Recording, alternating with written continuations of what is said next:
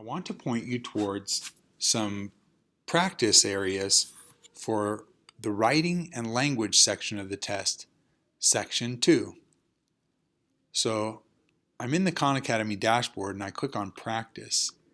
From there, I can scroll down. I want to click on reading and writing.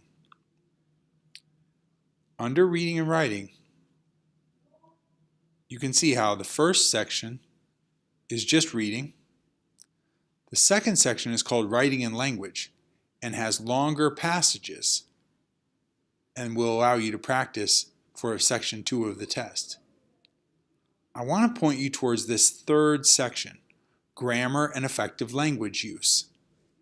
The reason this section is important is because the grammar questions on the SAT test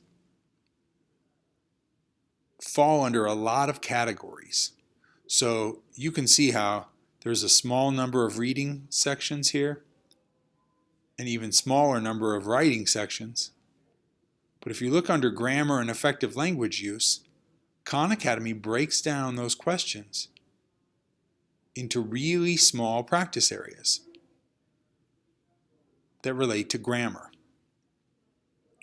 The two things I want you to notice there are that these practice sections, instead of being longer sections where you have to read a whole passage and answer up to 11 questions about the passage, on these sections, when you click on practice, you're going to see that there's 5 questions for each topic. So the smaller topics with smaller numbers of questions means that you can practice a lot of these topics quickly. Now, the important thing to me about that means that you can see which areas you struggle with. Some of these might seem hard to you and you might get a 0 out of 5.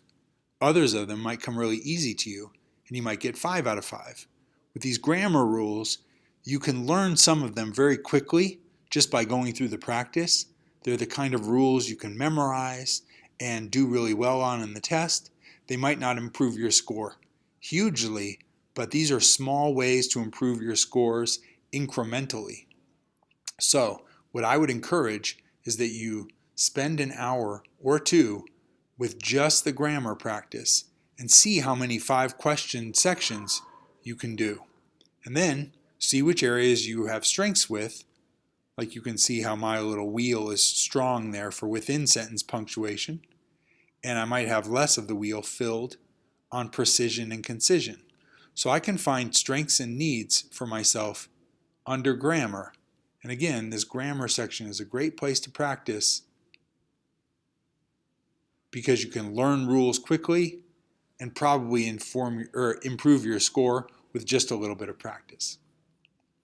When you've spent some time on the grammar and effective language use section, I've created a special Google Doc where you can attach a screenshot and then answer some questions reflecting on your work with grammar. Thanks for watching this video, and don't forget to stop by room 204 on Tuesdays and Thursdays for help with grammar practice.